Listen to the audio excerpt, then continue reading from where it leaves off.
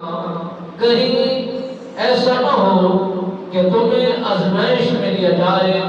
اور تمہیں پکڑ لیا جائے۔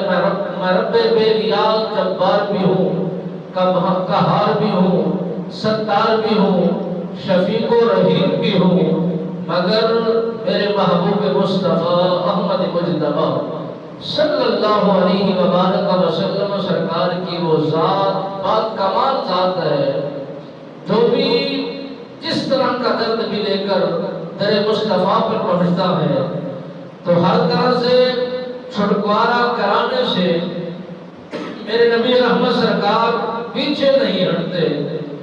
جب تک انسان کو راحت و سکون حاصل نہ ہو،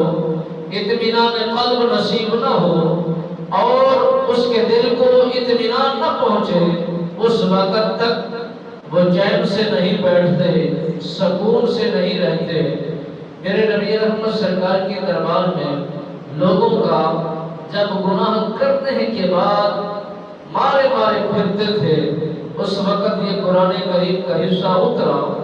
اور میرے نبی رحمت سرکار کے متعلق اشارہ فرمایا گیا کہ اے محبوب آپ کی دربار میں آ جائیں، حد بھی ہماری توڑی گئی ہے، نافرمانی ہمارے قانون کی گئی ہے، اور رب بے نیاز نے فرمایا کہ ہمارے حکم سے روگردانی کی گئی ہے۔ اگر آپ چاہیں ان کے لیے مغفرت کی دعا اور ان کی بخشش کی دعا، ان کی توبہ کی دعا، تو ہم تب تو قبول کریں گے، تب انہیں معافی بھی عطا فرمائیں گے اور ان کی بخشش بھی ضرور کر دکھائیں گے۔ اگر ان کی آپ سفارش کریں گے اور ان کے متعلق محبت بھرے جملے بول کر ہمارے سپرد کریں گے تو ہم تب جا کے ان کی معافی کر سکتے ہیں، انہیں معافی عطا کریں گے اور ان کی بخشش کا پروانہ انہیں ضرور عطا فرمائیں گے۔ میرے نبی رحمت فخر موجودات صلی اللہ علیہ وبارک وسلم سرکار کے دیوانوں، شمع رسالت کے پروانوں، جتنے بھی حجاج حج کرنے کے ارادے سے جاتے ہیں، اگر ان کا ارادہ صرف خانہ کعبہ کی حاضری مقصود ہو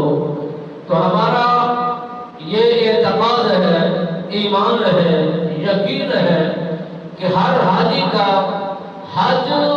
طواف کرنے سے ادا نہیں ہوتا اور عرفات میں حاضری دینے سے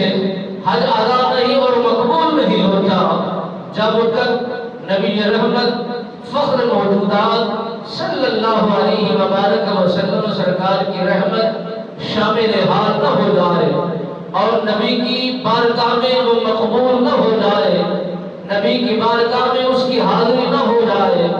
بغیر حاضری کے اگر جتنے بھی رکن ادا کر لے،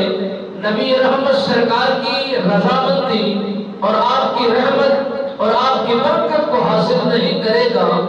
تو وہ اطمینان قلب نہیں پا سکتا، راحت و سکون کو حاصل نہیں کر سکتا۔